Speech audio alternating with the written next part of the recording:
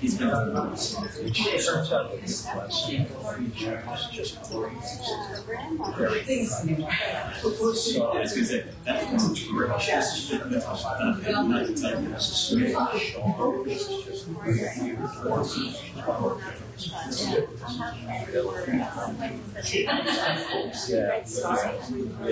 This kid will be headline about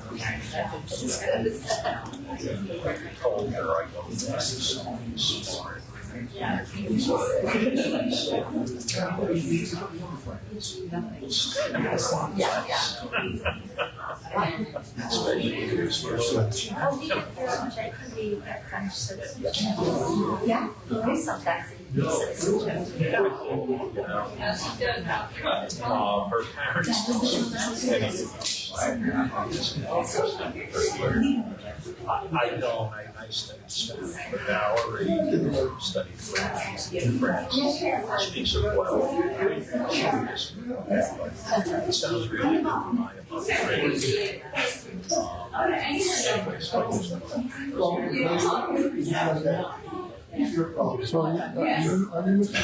Studies. He makes a good faith effort. On what's possible, maybe a level. I afforded that. But it's 8 years. Yeah, I thought I afforded that.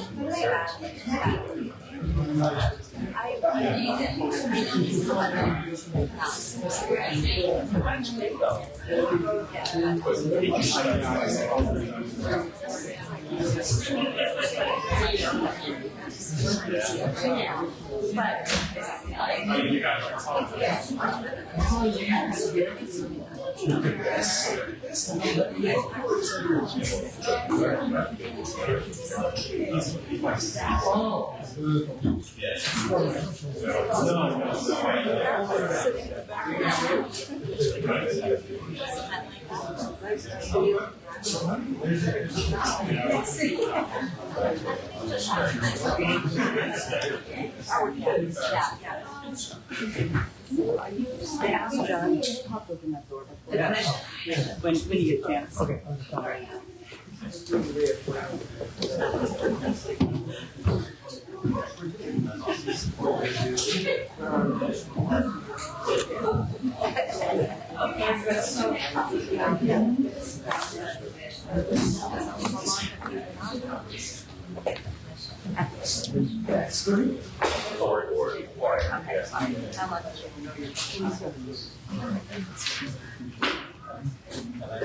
Your bird is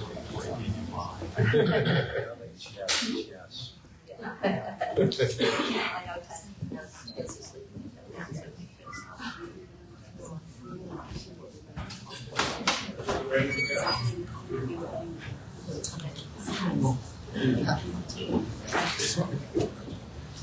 Welcome everyone to tonight's meeting of the Rye City Council, our first of the year, and our first of this amazing new council.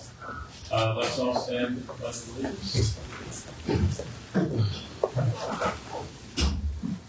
I pledge allegiance to the flag of the United States of America and to the republic for which it stands, one nation, under God, indivisible, with liberty and justice for all.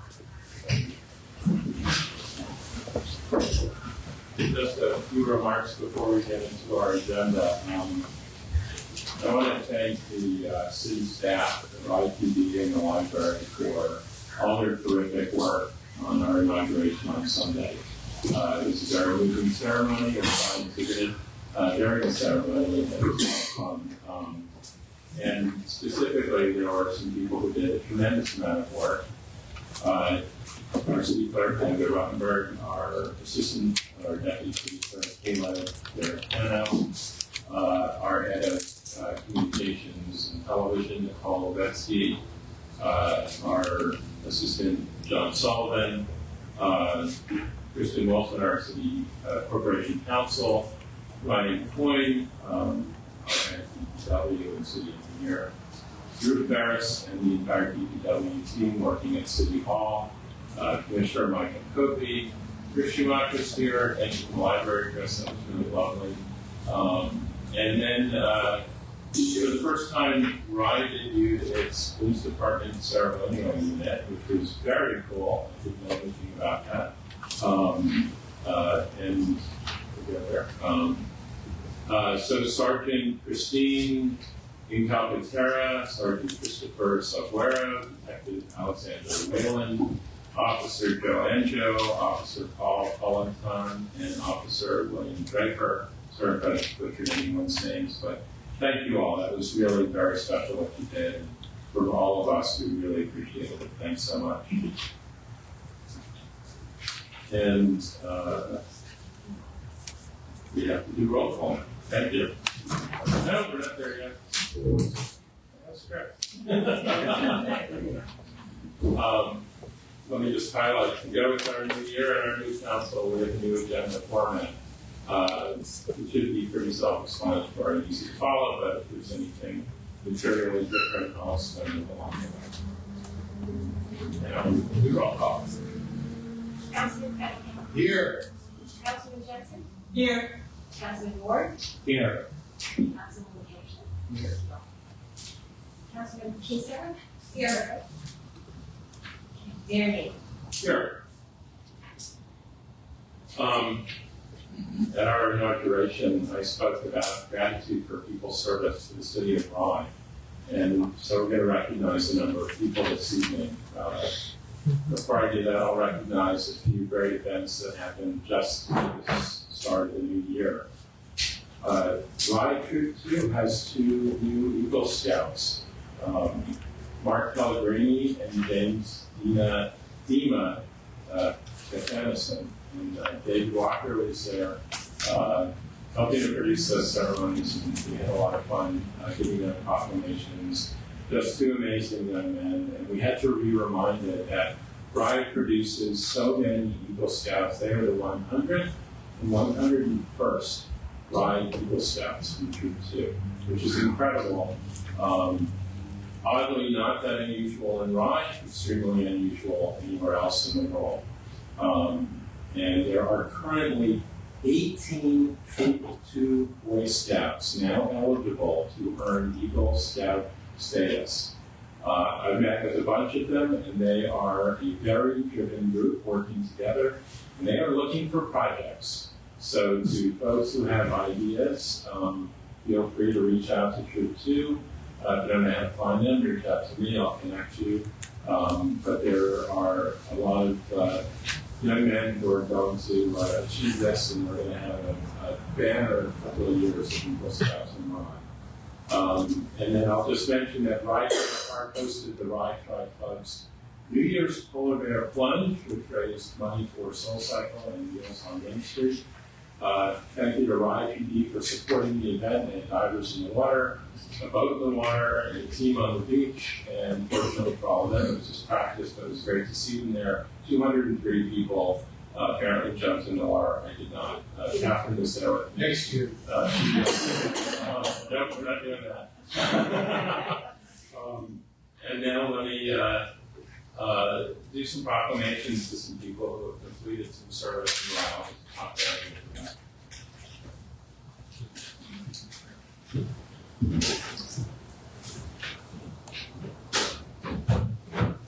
So let's see.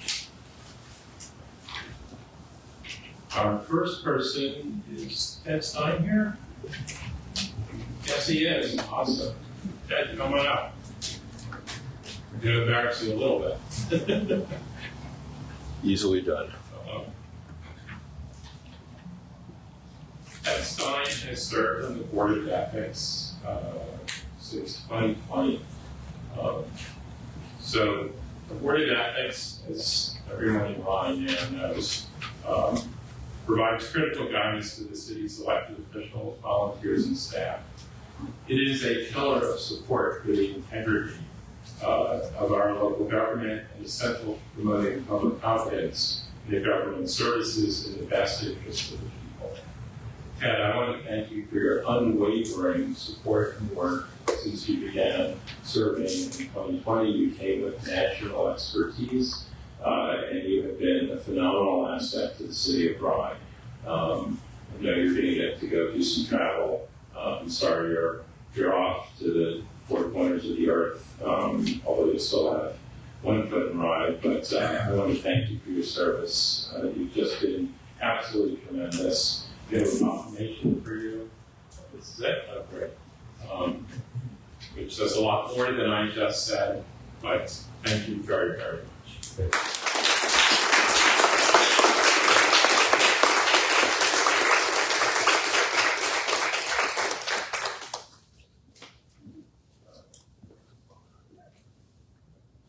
Is Emily Hurd here this evening?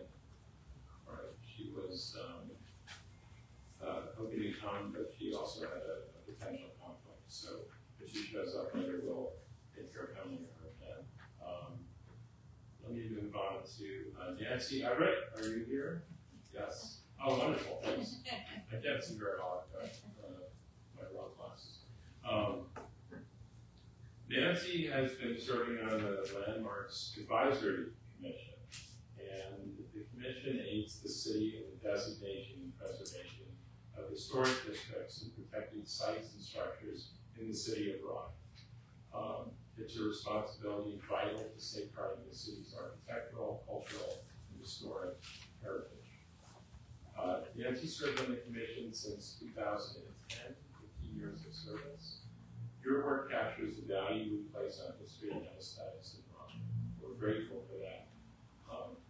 It's also work that is foundational to the comprehensive planning work that we will be engaged in starting very soon this year. And so you've really set the foundation for the thinking and the values that we'll be bringing into that work. And we're not really going to let you get too far away because that'll be going on.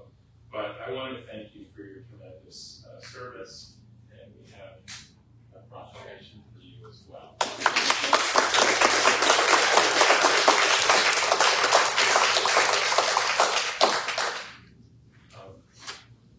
I'll mention a few folks who couldn't be with us tonight, but asked us to call in and recognize them in their absence.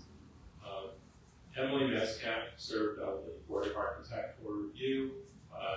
Her life and career has gotten very busy, and she will be focused on that for a while. We hope to get her back engaged in Rye in other ways, but we thank Emily. Guy Dempsey has been serving on the Landmarks Advisory Commission. He's chaired the commission and does some great work, and we thank him. He's also on our zoning board of appeals, and that's keeping him very busy. So we haven't lost him. We're just losing another commission. And Peter Taneski also has served on the Landmarks Advisory Commission, and we're grateful for his work there as well. And then there's one individual on that commission who's no longer living here in Rye, but is a legend in Rye. Many here had him as a teacher when they were in high school. And I'm going to let Marion make some remarks, and if you want to join me, it's Mario Sachs. He's just amazing, and I'll let Marion speak. All right, so Mario is a very special guy. In 1968, I went to middle school, and Mario was my history teacher. He's 95 years old now. He has been moved from Rye. He is living in assisted living in Virginia, but he has been so involved over 60 years in the politics of Rye, helping on the Landmarks Commission. I spoke with him on a FaceTime call on Saturday, and guess what he was talking about? The Landmarks Commission. It meant a lot to him, and he just deserves some special recognition for all the work he's done over the years. 60 years plus. Amazing. So he's watching.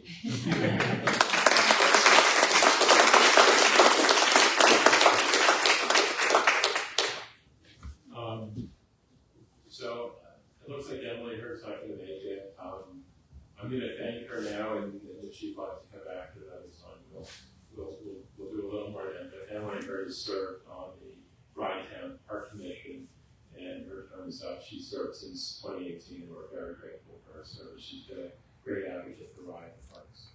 And now we have another Rye legend. We've got quite a few here.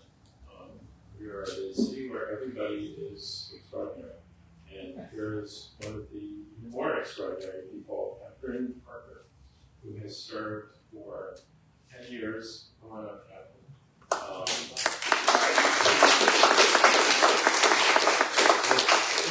has served for 10 years representing us on 12 years, serving on the Westchester County Legislature. And before that, 6, am I correct? 6 years right here on the city council, just doing phenomenal service. She has always been an advocate for Ron, an advocate for the environment. And one of the things that she has always impressed upon me, and I think everybody she's worked with, is she has reinforced that governing and representing is very much a human endeavor. It's about the people you represent. She's always put that first. I remember going with you to meet someone whose house was flooded, a different person. I got a lot of customers. But Catherine and I went and met with this woman, and we worked with her on insurance and contractors. And Catherine was just there being Catherine, doing what she does. And I've known you since I moved in here, since I walked into Parker's, the first year we moved into Hawaii, and Catherine and David have been great friends. David, I'll give you a shout out. You're very fortunate, Catherine, because David has been a great support, and we're grateful for him too. And we have a proclamation for you. It's a little different from the others.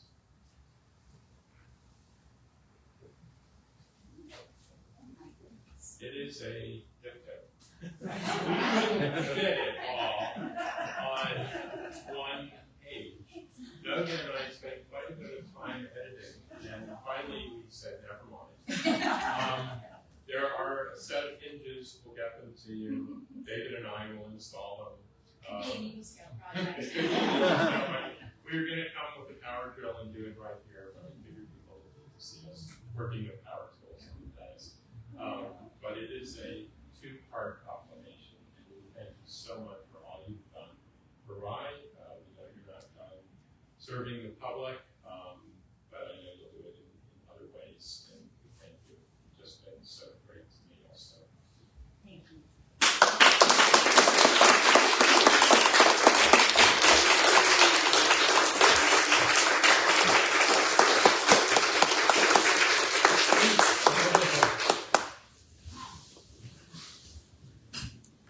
Thank you so much.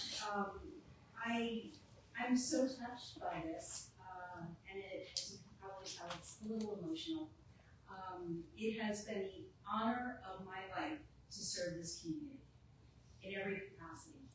It is such a wonderful place, and what's really humbling, and I'm so glad that you had Nancy Everett come up, and you had Ted Stein, and everybody in this community does whatever their capacity allows to help the community. It's just one of the hallmarks of Rye. And I've represented other communities in Westchester. I have spent a lot of time in other communities, and I've never really quite seen anything as much here. And by the way, everybody up on this dais, they put in so many hours, and it's all just for public service, not a penny, not even a parking space, right? Am I right there? So it is really remarkable. I also want to recognize my successor is here tonight, legislator Anam Nambiar, and my so my husband was recognized, David Walker, and my office husband, John Hilbert, he happens to be here, and anybody who, over the last 12 years, who has called my office with any issue that needed some help, John has really been my right arm, and he has really done a lot, and I feel like this proclamation that I'm receiving, part of that goes to you as well, so maybe you get one of these too. But, my husband and my kids, it's been a long ride, 18 years. My son, by the way, will be turning 18 in 3 weeks, and I started exactly January 1, so even before he was born, and this is all he's ever known, his daughter in elected office, and that should be interesting for him. But again, this is such a special community. It really has been just a tremendous honor, and thank you so much for the proclamations. And this is just I wouldn't say it is a farewell, but it's a just we'll see what comes next. So thank you for everything.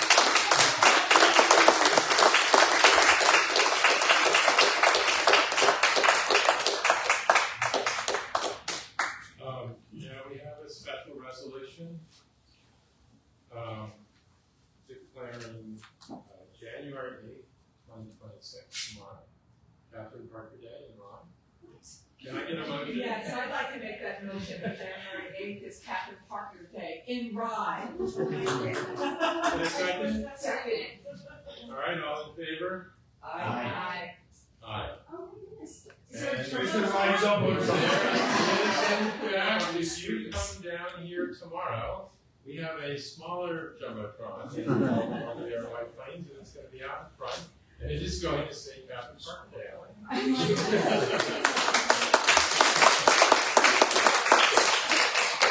Thanks, Brian, and the city staff for sorting all of that out. Thank you so much.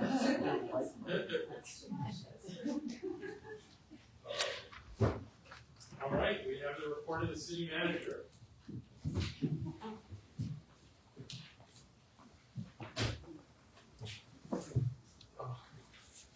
Thank you. Good evening, everyone.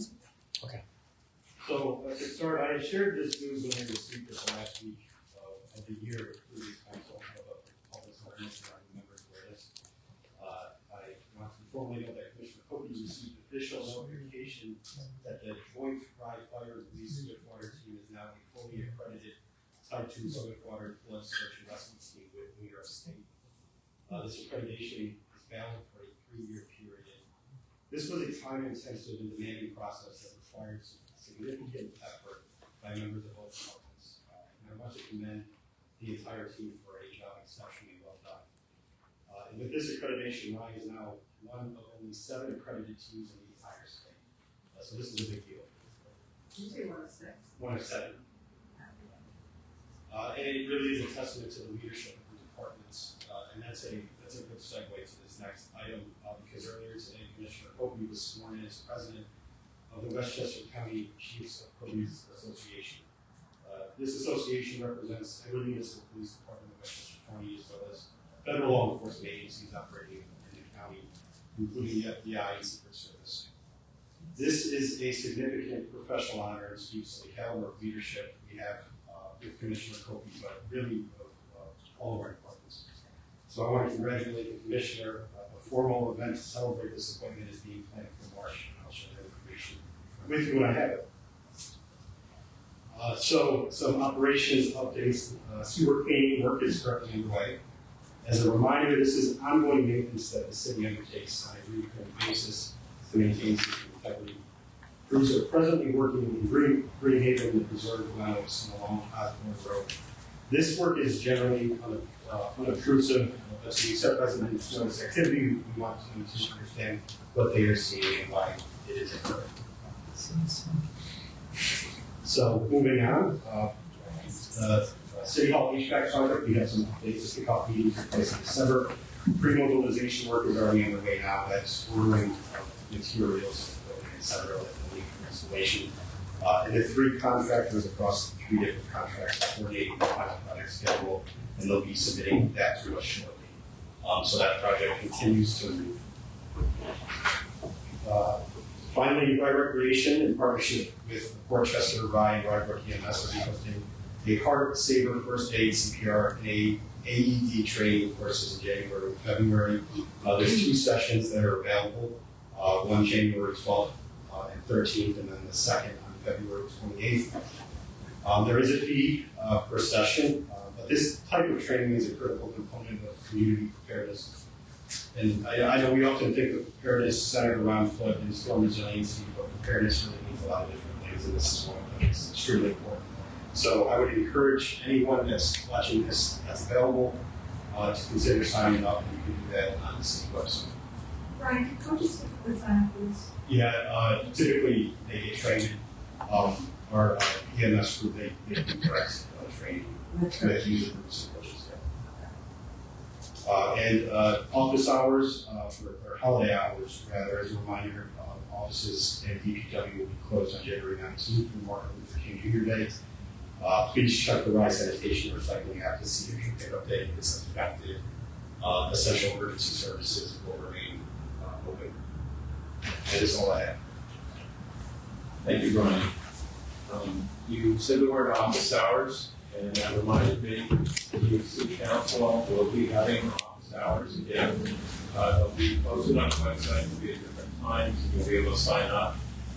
There's a little bit of time to sort that out, but that'll be happening soon. And just like Jay logged in yesterday, we will do a State of the City address. Probably not in January, we'll cover, we'll figure it out, and then figure it out. So not figure it out, we'll get on it. So now we have the hearing of the public on non-agenda items. What you will notice is there's no pop-up here. Everybody's time being, be respectful of others, be respectful of our time, but you don't want you to feel rushed or pressured to communicate whatever it is you need to say. I have one person who has asked to speak, Marianne Haynes, also known as Dr. Haynes. Come on down.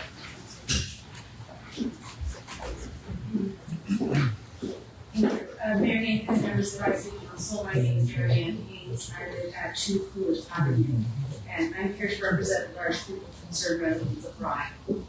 The new year has ushered in many positive changes for Rye. The mayor, the members of the city council, more civility on the council, and the beginnings of a new comprehensive plan. It is with regret, Mr. Mayor, that due to the fact that it is time sensitive, I must revisit one problem that remains, and that is the Osborne's redevelopment plan. In 2022, under the previous administration, the City Council approved a zoning text amendment in the Osborne's favor without a full environmental assessment. The full redevelopment plan has been before the Planning Commission since June of 25, with a public hearing held over several dates this past fall. This redevelopment was designated as a Type 1 action under the New York State SECRA law during both the zoning text amendment phase and as well as the current phase.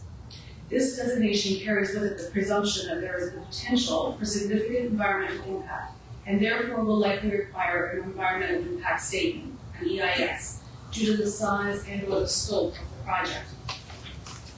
The purpose of an EIS is to thoroughly assess any potential environmental issues so as to proactively eliminate or mitigate any adverse impacts. To date, an EIS has neither been required of nor completed by the Osborne. In December, members of the Planning Commission indicated that on January 13th, they will be prepared to unanimously approve the Osborne's plans without any additional environmental assessment. For 5 years, many members of the public have expressed concerns about this redevelopment, primarily related to flooding, traffic, and the impact on the health and learning of children attending the Osborne School. This project may well be the largest in Rye in a generation. The addition of 10 new buildings and 3.2 acres of impervious surface, buildings, parking lots, and roadways over a span of 4.5 years. As a community, we will collectively benefit from the Osborne's continued success. While this likely requires substantive changes, their success should not come at the expense of the environment or surrounding neighborhoods. To date, the onus of ensuring this has fallen to members of the public who have written letters, given speeches, signed petitions, the most recent of which has garnered 194 signatures, and even taken the election. Yet, we find ourselves at the edge of a precipice. Respectfully, we concerned residents of Rye ask you, Mr. Mayor, and members of the council to listen to the many of us who have voiced our concerns over the years and have yet to be reassured. We are worried that our homes may flood, that city sewage will back up into them, that our streets will become more dangerous with the addition of large construction vehicles and the rerouting of traffic, and that health, well-being, and education of our children will be impacted by noise and air pollution. We look to you for guidance and assistance in navigating a path forward. One where the Osborne, the people who live there, and the rest of the community can be reassured that any potential environmental impacts from this proposed redevelopment will be negated or mitigated to the highest possible standard.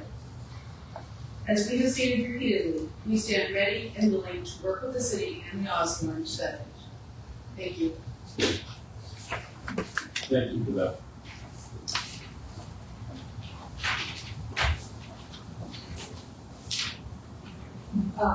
Since I actually am the representative, Dr. Gaines, Marianne.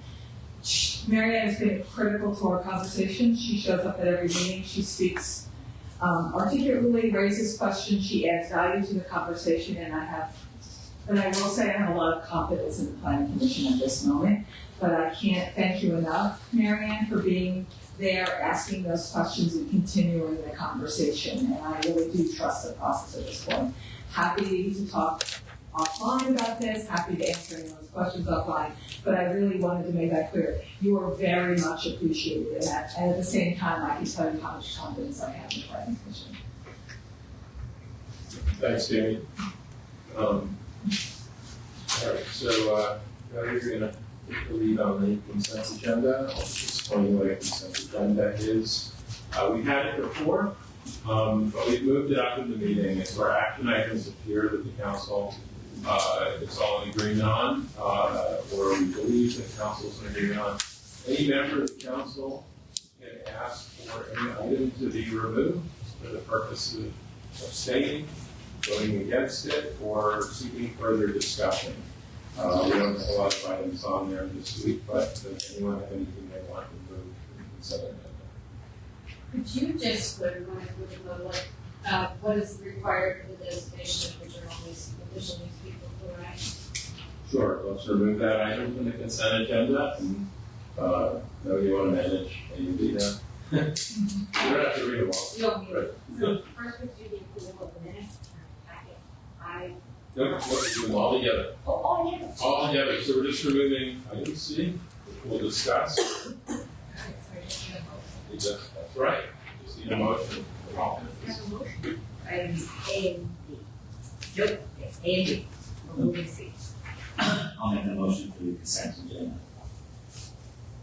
Second. Second. All Yep. in favor? Aye. Thank you. So item C was removed, and that's because there's some questions. So the newspaper selection is dictated by state law. It requires that the newspaper be a physical and print, weekly circulation, paid circulation paper.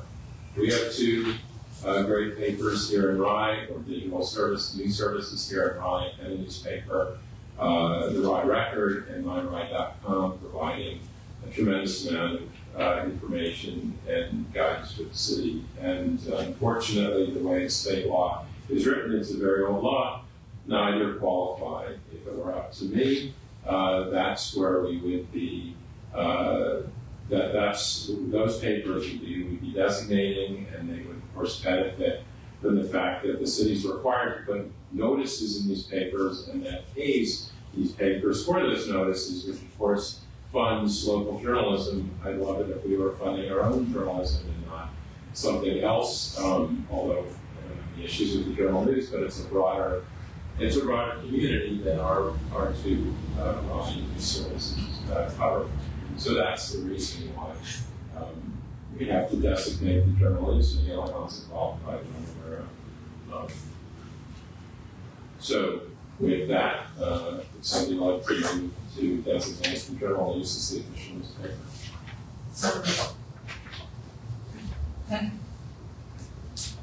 All in favor? Aye. Thank you. Sorry, Jay. We'll get Steve and Shelley to So work on that's how a consent agenda works. Since we don't need to discuss, we cover, and we move on, and it shortens the meeting, and then anything, of course, if there's a question about, we just drop it down and we cover it there. So now we get to appointments by the mayor. So the first appointments are appointments that under our city charter, the mayor just makes.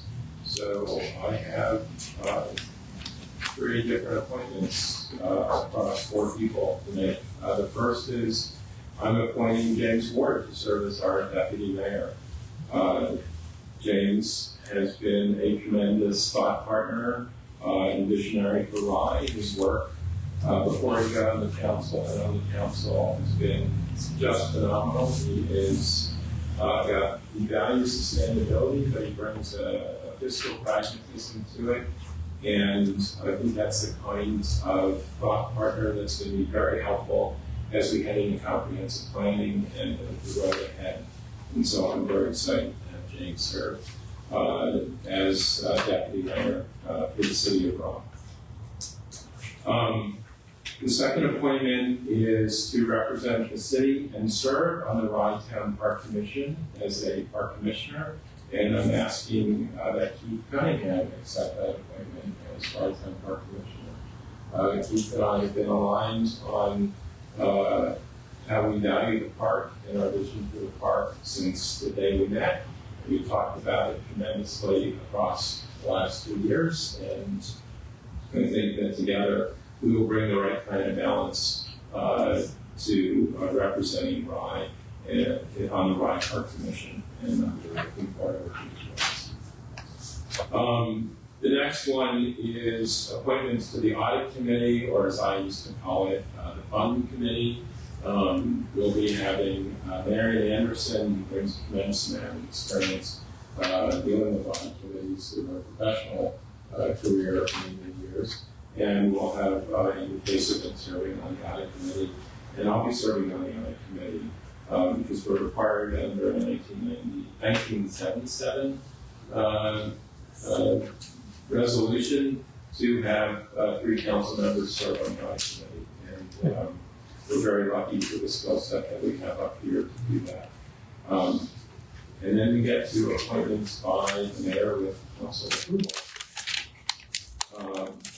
So I would like to appoint Councilmember Jamie Jensen to represent the City Council and serve on the Planning Commission, which he's done admirably for the last few years. It's a tremendous learning curve, and we have an opportunity to capitalize on that.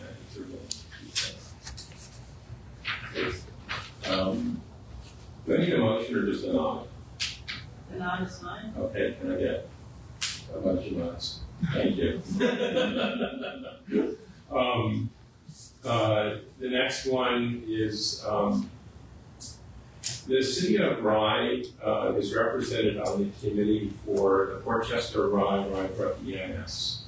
And I have asked Bill Henderson to stay engaged with the city council and represent us on that committee.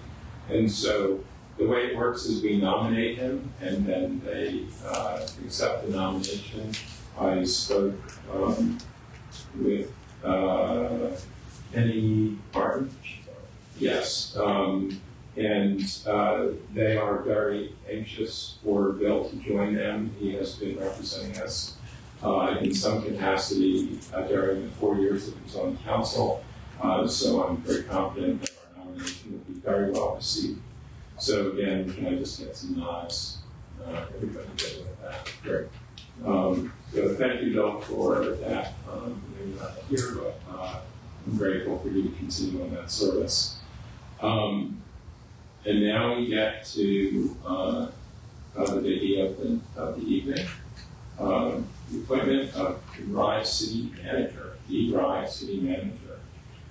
I'm pleased to report that the City Council has selected Brian Shea to serve as Rye City Manager. This decision follows a thoughtful search and consideration by 2 city councils and 2 mayors. Brian has been a steady hand as our interim city manager through a very busy 2025 and the transition to 2026 with our new city government. Highlights from Brian Shea's resume. He earned his bachelor's at SUNY Binghamton. He earned his master's in public administration from Marist College. He served as a legislative director and as a chief of staff in the New York State Assembly. I don't remember for whom it was at Steve Otis, so I'm not going to worry about it. But I'm sure that person's extremely lucky. He served on the executive staff at the New York State Division of Homeland Security and Emergency Services and held various positions in his work there.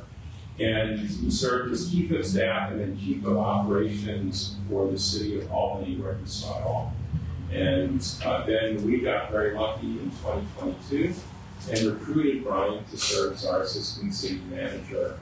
And then nearly a year ago, he was appointed by us to serve as our interim city manager. A council member, colleagues, and I are really very excited to continue working with Brian. And so with that, I'll put forward the resolution to make the motion. That Brian Shea is appointed city manager for the city of Broad, with the terms and conditions of employment to be approved at the next meeting of the city council. Can I get a motion? Motion to appoint Brian Shea as the city manager. All right, do we need roll call for this? Yes, please. Okay.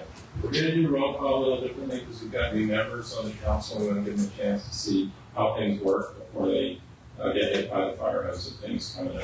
So please start with the folks who weren't down on the council. Sure. Councilman Cunningham. Yes. Councilman Jensen. Yes. Councilman Ward. Yes. Councilman Anderson. Yes. Councilman Kisco. Yes. Mayor Nate. Yes.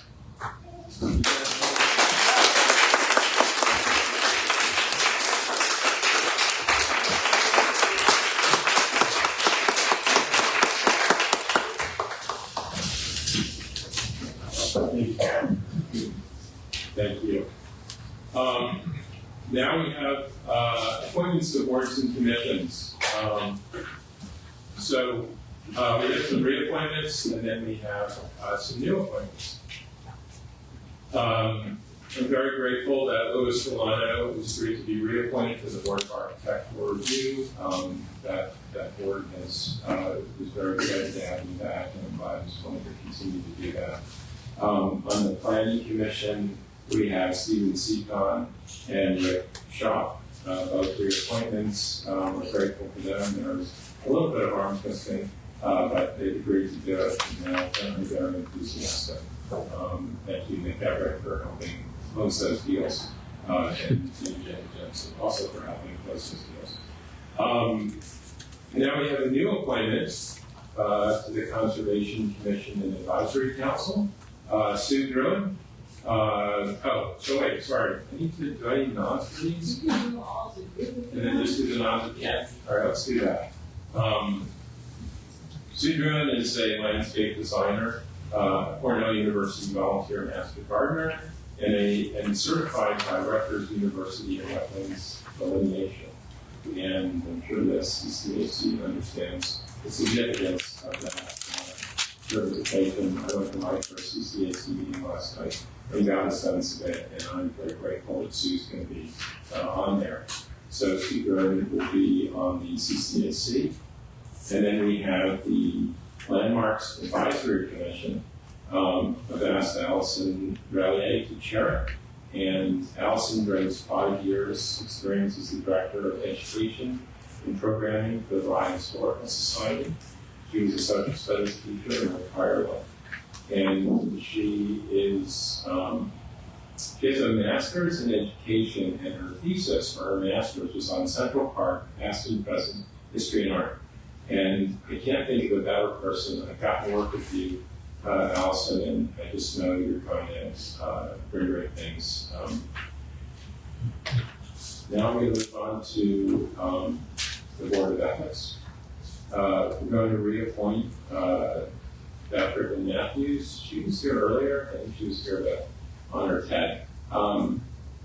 George Latimer spoke about her at the inauguration. I'll refer you to that video, but that was on council with George Latimer when he was on council, and she has been serving Rye for a very long time on the Board of Ethics, and we're grateful for her service, and she's agreed to continue on. With Ted Stein's departure, leaving open seat, I've asked Bill Henderson to serve in that seat, and he has agreed. Bill is a former federal prosecutor.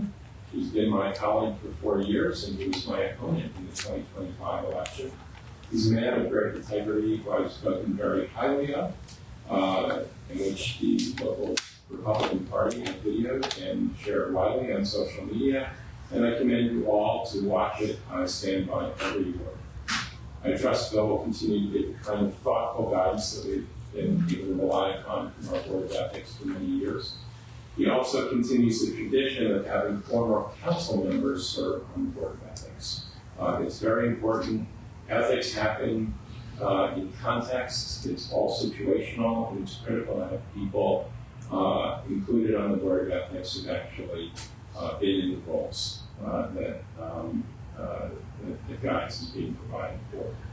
So with that, can I get nods for all of those? We're all good. All right, thank you. Now, in the past, we have appointed liaisons to the various boards and commissions and committees. We're not going to assign liaisons tonight. The reason is we're going to allow our new council members to visit the different boards and commissions and see what interests them and where they feel they can make a contribution. All other council members are encouraged to do the same if they'd like. For council members who were liaisons in the past, who are still on the council, if you'd like to continue, please do. That would be helpful. I think your boards and commissions would appreciate that. If there's a conflict with some of the other obligations you've been assigned tonight, we'll sort it out. To any board or commission out there who's liaison party from the council or is not being served, I'll be reaching out to you if I haven't already, and we'll sort it out. If you need me sooner, just reach out to me and we'll address it. We're going to make sure that everybody is covered, but we're just not going to kick it off this year with people just assigning things and still figuring out how the dance works and what does everything do. By the same token, I've had a lot of questions in the last couple of days about the seat that I used to have on the council. We will not be making appointments tonight or during the month of January. We're going to let this council continue its work a little bit. We all started on November 5th. The new members of the council joined us in the executive session and we're getting up to speed. And there are a few things that we should see through, and then we will, of course, bring somebody else on board. But right now, we're kind of swimming as a team, and let's just see a couple of things through. And that takes us through all the sort of usual organizational things we do as a council. And we can jump into some of the more traditional work that we do. I think Commissioner Copey is here. Okay. And he's going to be talking about additions to the rules and regulations of the City of Bryan Police Department.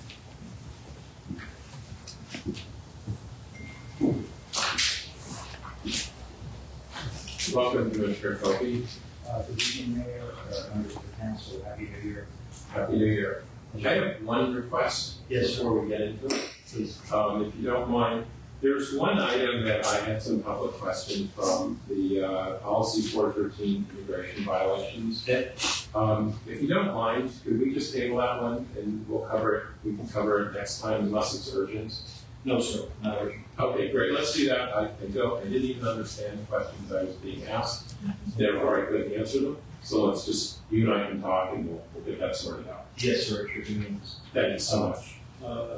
So as you know, the police department is continuing to update its policy manual and done so in conjunction with a company called Lesson Hole, which is a national company that develops policies for the police department. So we have a few here very basic clearance certificates, just describes the purpose and basically just outlines what the state criminal procedure law allows for issuing clearance certificates and timelines. Rapid response and deployment is a very, very basic and generic overview of what's expected of officers in the event of an emergency situation. Utility service emergencies, how we respond to utility emergencies such as wire down, gas line, propane leaks. All that is primarily a fire department responsibility. We do have an initiative program where the police department responds to provide support to the fire department in each of these emergencies. And finally, aircraft accidents. Well, I can't remember last time I remember an aircraft accident in the city. We do happen to have responded to a number of them. Of course, my career again just a very basic overview of what is expected of providing officers at an aircraft accident. Any questions? Commissioner Cook, since we've tabled the one that I had a question about, I'll just throw it out there. At some point, we can talk about line whatever. I just really want to understand in the immigration one, so we can talk about it next time without information sharing. I couldn't quite unpack it. And then you have the same question I always ask you about this, which is the spirit of this is that it's brought to you by Lexipol. It's kind of a process that's sort of professionalized. Was there anything you changed or thought didn't reflect what? I thought it was very, very basic, and it's right there. Mr. Mayor, if I could just offer one thing. Go right ahead. Simply put, if it was a federal criminal warrant for an individual, that is something that the police department will work with. If it is, on the other hand, a civil matter, that is not something that the police department would be engaged in. And the other case is that anything that happens in the civil life involving anything involving immigration is brought to my attention personally. I have personally gone out to scenes in the city where federal agencies are working to ascertain what is happening, which I believe is my right as the Commissioner of Public Safety in the city. So, unfortunately, I'm not advised of what they're doing. But when it does come to our attention, I do not care. Congratulations on it. Yes, congratulations on your, it's an honor and a fun to celebrate. Thank you very much. That's really tremendous. Thank you. And if I could just take a moment here just to recognize and want to thank the council for selecting Ryan Shea. Pleasure working with Ryan for a number of years. He is the right candidate, the right person, and he has a tremendous understanding of government. He knows how to treat people with respect. You know, I'm only one department head. I will tell you this, I'm very, very happy, and I think that my departments are happy for my God spoken to the men and women in both departments. And they're very, very confident with Ryan too, so I think this is a great selection. That is, as they say, one department. Thank you. Thank you. Have a nice day. Actually, What's it?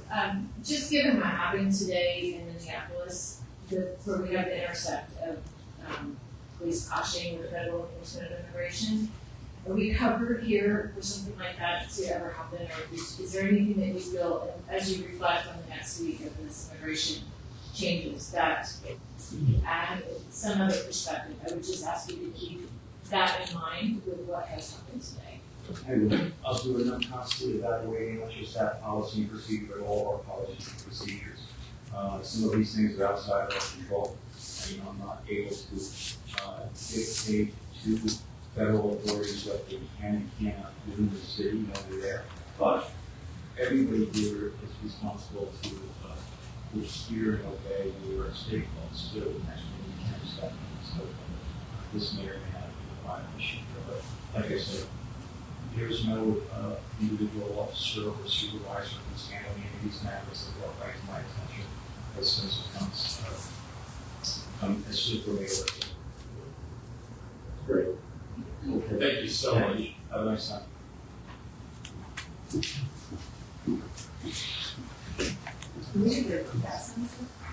No, we just, we we hear them and we don't have any objections, we just obviously need to, but it's basically telling us what they are and, but lets us pull something on or ask questions and clarifications just as we've done.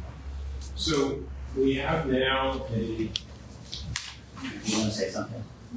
About how the police will commit the mayor. did I get it right? You can answer correctly, yes. Okay.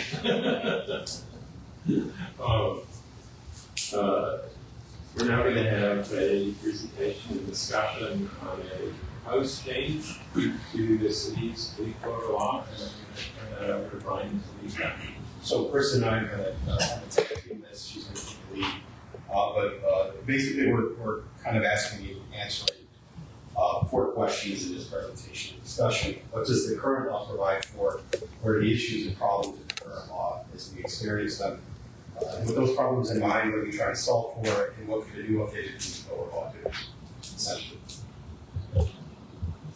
So, as many, those of you sitting on the council know and the public, what our current law it allows electric leaf blowers year round for landscaping and yard maintenance. Gas-powered leaf blowers are allowed during seasonal cleanup periods. The spring cleanup season right now is March 1st through April 30th, and October 1st through December 15th for the fall cleanup season. There are some exceptions that are listed in the code. They're not always easy to follow, but in general, the current law is focusing on encouraging the use of electric leaf blowers at all times. I guess the next slide. The current ordinance, we're not proposing to change. We later emphasize the days and hours of operation. So 8 to 6 on weekdays, 10 to 4 on weekends. They are, the use is prohibited on holidays. We'll put a little footnote in that word holiday, and I'll get back to that in a minute. Rosh Hashanah and Yom Kippur. So again, those are proposed to remain intact. Currently, the DPW superintendent can temporarily expand the use of gas leaf blowers after major storm events or emergencies for up to 14 days. The new proposal is going to take that authority and give it to the city manager. He usually works in conjunction with the DPW superintendent and also the commissioner of public safety to determine when things need to be cleaned up more quickly. So there are some problems with our current law that we've all experienced in growing pains. It is complicated. There are some exceptions, and then there are some double negatives, so it becomes difficult to interpret and enforce. We've had tremendous non-compliance. It's at least 400, it's probably closer to 450 tickets have been issued in the last 3 months. So it's been a tremendous amount of work, certainly for the police department, and then Just to clarify that, when a ticket's issued, it's the operator leaf blower, the leaf blowing, the landscape company as well as the property owner. correct. They're So issued, are these 400 different say addresses, or is this 400 400 tickets. tickets? So they only be 1/3 of the form. Correct. In some Large residences. correct. In some instances, it's up to the police officer's discretion. They're not always issued to the employee, the employer, and the homeowner. Depends on the situation, but they can be, and oftentimes they are. So we've had a significant workload put on the PD, but also it trickles down to certainly my office and also the courts. So some of the issues we're trying to work through and make things clearer and more enforceable. Clearer and simpler rules are easier to explain and enforce and certainly put out to the public. We want to achieve compliance. We don't want to be out there issuing tickets.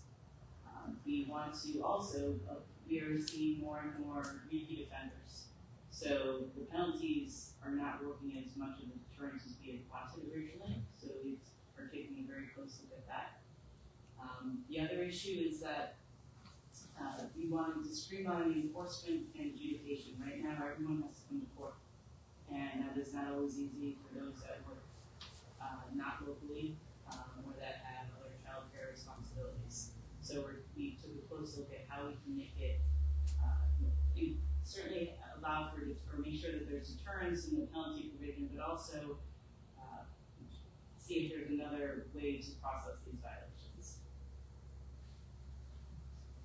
So the proposal that's put before you tonight moves from partial limits to a clear technology-based standard only, and I will be very clear here, this might be a little confusing, only the current draft of the local law would allow battery-powered electric vehicles.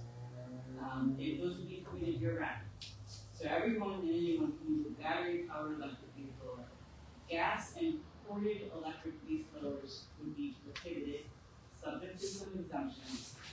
This is very clear, it's easy for the officer to determine if that is an illegal leaf blower or not. And it also is clear to communicate to the residents and to the companies. We also are proposing a significant, increase in penalties. Just, I don't want to stop your head, but as far as corded electric leaf blowers, how are they moved to, for those reasons, to move those with gas? Are they louder? They are louder. Do they put out any type of emissions or some reason why, from the health standpoint, we need to something like this, or what exactly is the reason? So it's a loophole in neighboring jurisdictions, or what has been reported is some companies deploy gas-powered generators to plug these into. So you're, yeah. That's loud. I had the same reaction. Yeah. But do they also offer charging stations that are gas powered to charge the batteries of the electric leaf blowers? What was that? Sorry. So the electric leaf blowers, a lot of landscapers, I guess, use this in places that charging stations. And those gas powered charging stations, with those plugging into their vans, they have enough running, so the battery charger charges the batteries. Great discussion for a public hearing. Yes. I believe this. No, it's a great question. I believe, and maybe, We need to think about this and let Kristen go on, we'll talk about it in a minute. yeah, I believe we actually Oh, covered it. sorry. No, but I believe there's two things, and again, Kristen can go work on it, but I believe that we described it as leaf blowers that are battery charged and powered, and there's a no idling rule in Rhine, so you can't leave your truck on for more than 3 minutes. Or 2 Right, but minutes, that's or how the whatever it is. chargers work off they plug into the outlet that's attached to the motor of the car. And the only reason the way that power can work is that the car needs to be built. Right, Like you can't then you'd be idle. Right, I know, right. Yeah, and then you'd be So we're not going to allow landscapers to charge the batteries through the road unless they're driving around. No, they can use the power tanks. Power plants. Those are for charging. Yeah, those things give you like 4 days, we just use one per upkeep. But yeah, that's something we can dive into, this is the beginning. A good question. Sorry, keep going, I'm sorry. So, we strengthen the penalties to deter repeat violations. Right now, there's some discretion in terms of the range of penalties, and these do start relatively modest. So our proposal includes meaningful escalation for repeat offenses. Again, there's a fine associated with the first, second, and third level offenses. The first one is still pretty low. That's not changing, in case people just didn't know. It does escalate, and it does allow for the issuance of court appearance tickets. Right now, I should explain that we're proposing a change where the tickets can be adjudicated similar to a parking ticket rather than requiring a court appearance. So in your first and second offense, you might be able to resolve it by certainly just paying a fine if you wanted to, similar to paying a parking ticket online. But it does at the second offense, and then certainly at the third, you do have the ability to issue you a court appearance ticket and bring you into court. As part of that court process, when you have an individual, a judge that's impartial, part of our process includes the idea of if this is a repeat offender, maybe we need to work more closely with the judiciary and have some type of court order in terms of use of the equipment in the future and whether or not that equipment will remain on the property. In other words, it could be impounded. If a court could order the equipment to be. The court could order, we could ask the court to do, say, a more significant enforcement measure like that, maybe a part of the court order and the court could come back. And the rationale for this is because there are some repeat offenders who are constant customers over your department. We have some frequent flyers, payments of fines right now go up to $1,500 for the third offense. It appears to be almost the cost of doing business. So the fines for a third offense, there is a minimum fine of $2,500, maximum fine of $10,000. Again, that's we did escalate the range of penalties. Again, the idea is to encourage compliance. The idea of also just allowing battery-powered electric blowers is, it is significantly quieter. It produces no on-site emissions and it reduces any early morning and evening conflicts. This again, the idea was simplify communication, simplify understanding of the rules, simplify enforcement, and also gain compliance. So those are the ideas behind the proposed legislation that's put on your dais tonight. And is that the last slide? Yeah. So if the council is comfortable with this, the suggestion was to set it for an initial public hearing on January 28th. One key point that I omitted is that this would go into effect right now. The proposal is that it would go into effect May 1st.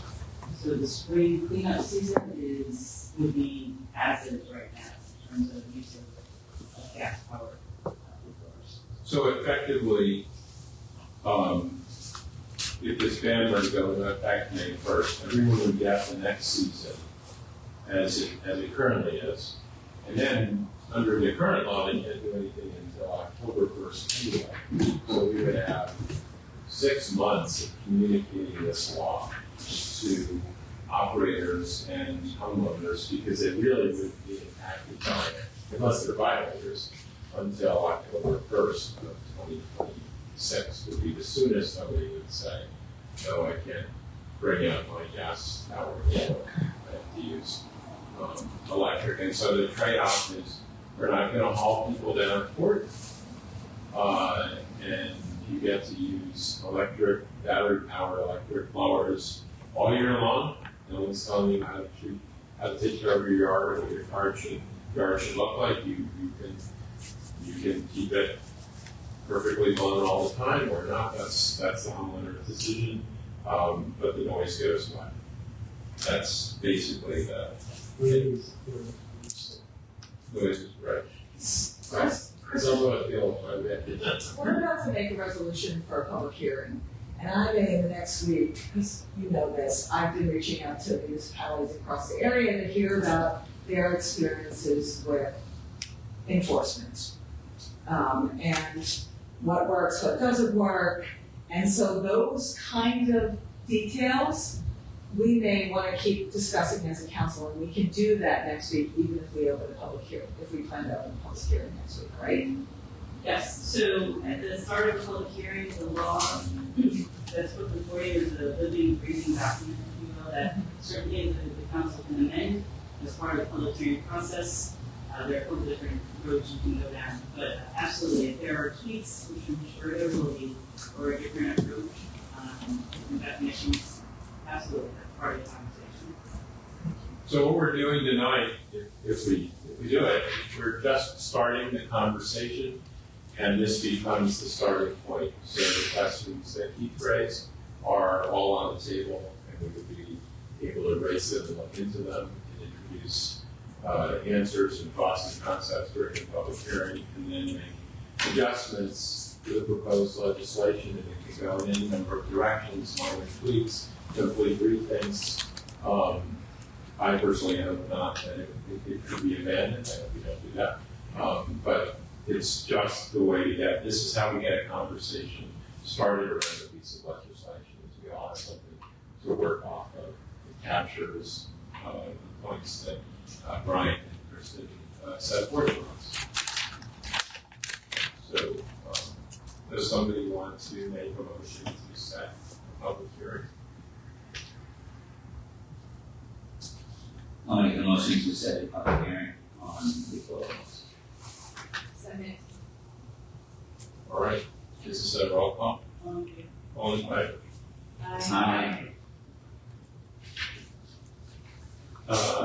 Okay, then there's another item that we're looking at a lot. This has come up in the past. We define holidays in one section of our code, and then in other sections of the code, or at least in this section of the code, we've kept on Rosh Hashanah and before, but we haven't conformed the definition of holidays across the code. We believe that, so the idea here, Kristen, is we can set a public hearing. Should we present this class? All right, let me pass it off to you. So, this is more to be like a head. it is an edit, it is to make the code more internally consistent. There's a couple other areas where coding holidays that we'll have to deal with at another time, but given that the legal legislation was before you, it did already have the prohibition on holidays and added Rosh Hashanah and Yom Kippur. We actually strike those two holidays in the current proposal, and we, as part of that, we want to put forward an amendment to our code in terms of the definition of holiday. And so what you have before you tonight is just a simple amendment of the definition of holiday to include Rosh Hashanah and Yom Kippur, so that throughout the code now, when it says holidays, it includes those two automatically. So this is really a simple edit. I think just nothing substantive. Can I get a motion to set a public hearing to correct the definition? I'll make that motion. Second that motion. Okay, all in favor? Aye. Thanks. All right, now we have a section in our agenda, slide, called information. And this is an opportunity in the future for the city manager to put information in front of the council that we're discussing now, so people can read it, the public can read it, and then it'll come up at a later date. So if there's some kind of study or analysis or report, we would get it there, we'll have a chance to read it, ask questions, and then it would come up at a later meeting.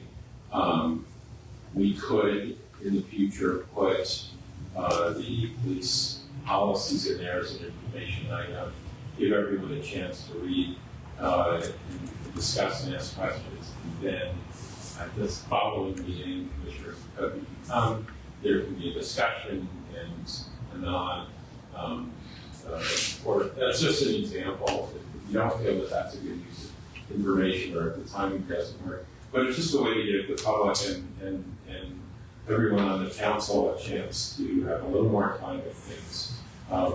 We want to be a council where we don't want to be surprising the public and we don't want to be surprising each other whenever we can. And there's very few things that have sort of clocks on them where we have to move immediately, and when we do, we will, but when we don't, we like to follow the time. First we get information, then we have a discussion, and then at the appropriate time there's voting. So I'll let the council an opportunity to really have good discourse. I'll turn it over to our deputy mayor with the information section. We have a few items. Yeah, so as Josh said, this is a chance for our council members we talked about who were liaisons to committees, have information to those, to give them just a chance to speak and say what, if anything, they learned. And so it's kind of an open floor item.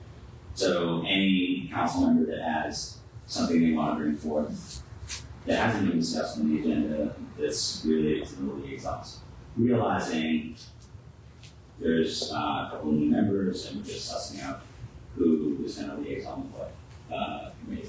So, Can I propose an example, because I don't actually know how you're going to do this, James, Yeah. but I'm curious. yeah, So, so the police advisory committee has decided to meet, 4 times a year instead of every month. It makes more sense, the issues are not as many, the police advisory committee got charged in 2020 when it was a state mandate and that committee continued. It's rolled over members, I have informally been going to meetings, I'm that person, Carolina Johnson was the person before me, and it made sense to change it to 4 times a year. Would this be a moment where I say, here are the 4 dates, so folks to know. It's not an open meeting, it's a meeting if you have an issue and you want to reach out to the chair and come and bring that up, then we would love to hear your issue. Is that what you're talking about? Yeah, I mean, for instance, I'll go to the traffic and pedestrian safety meeting tomorrow. Mm-hmm. So in the next meeting, I say, hey, this is what they're talking about there. This is what we're hearing. It's a chance for items that aren't necessarily making it into the agenda to just get the service. Could be dates, could be just like, this is good to know, or a shout out to someone who's doing great work. Plus the fact that you would basically change the schedule is the kind of thing that you would report here so that everybody knows that happens.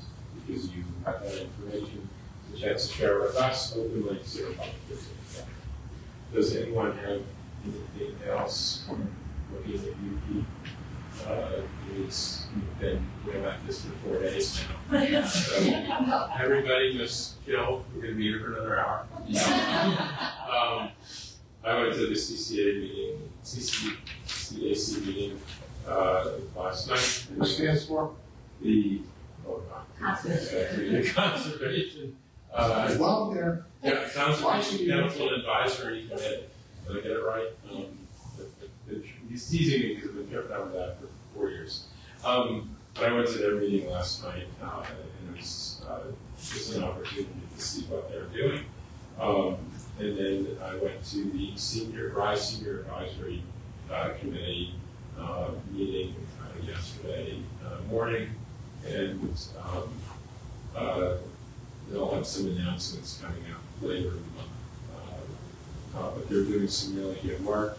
That's a committee that looks out for seniors throughout Rye, and they coordinate with the different residences where seniors tend to be, as well as services for seniors who are living in their single family homes as well, making sure that those folks have a voice in Rye. They also coordinate with Spry, in Osborne, the rec center.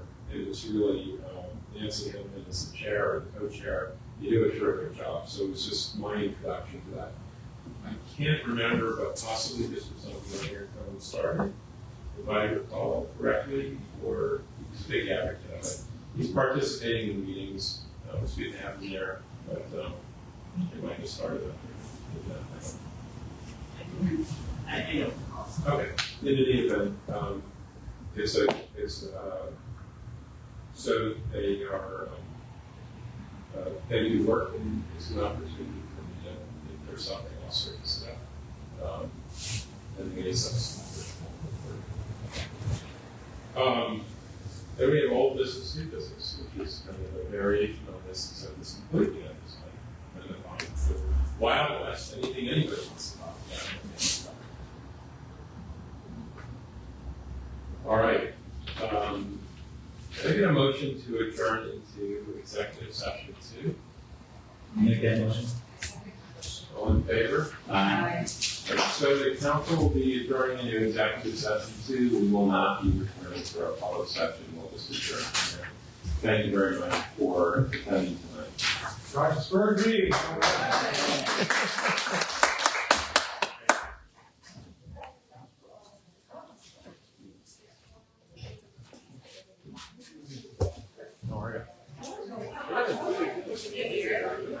Officially congratulate Brian. Congratulations. Sorry, I was putting that thing. Fabulous. Congrats. Congrats. Yeah, I'll be in a second. We need a